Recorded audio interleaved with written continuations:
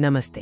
आज हम आपको सुनाएंगे खेती की कहानी, आशा और मेहनत। ये कहानी है एक किसान और उसके अटूट संघर्ष की। खेती सिर्फ जमीन पर बीज बोना नहीं है, ये आशा, धैर्य और अथक मेहनत का प्रतीक है। आइए इस यात्रा पर चले।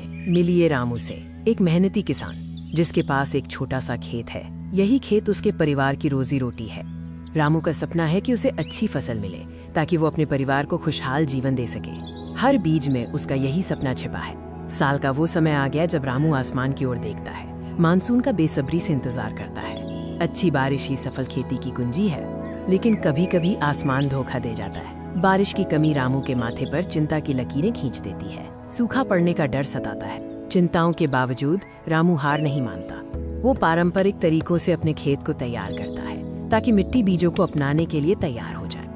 बीज बोने के बाद रामू हर पौधे की देखभाल करता है, जैसे वो अपने बच्चों की देखभाल करता है। सिंचाई और खाद डालना उसका दैनिक कार्य बन जाता है। हर बीज को बोते समय रामू उसमें न केवल अनाज बल्कि अपना प्यार और भविष्य की उम्मीद भी डालता है।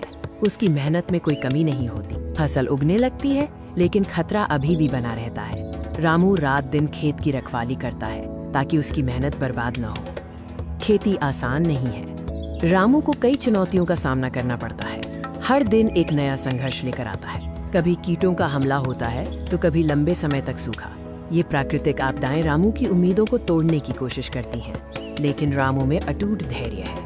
वो हर मुसीबत का सामना करता है, जानता है कि संघर्ष ही सफलता की कहानी लिखता है। कई महीनों की कड़ी मेहनत के बाद कटाई का समय आता है। चाहे आधुनिक मशीन से हो या हाथ से, ये खुशी का क्षण होता है। इस बार देर से ही सही, अच्छी बारिश हुई और फसलें लहलहा उठी। रामू की मेहनत रंग लाई। फसल देखकर रामू और उसके परिवार के चेहरे पर जो खुशी है वो अनमोल है। ये उनके संघर्ष और विश्वास की जीत है। रामू की कहानी हमें सिखाती है कि जीवन में कितनी भी कठिनाइयां क्यों न आए, आशा और मेहनत कभी नहीं छोड़नी चाहिए। कृषि का महत्व अपार है।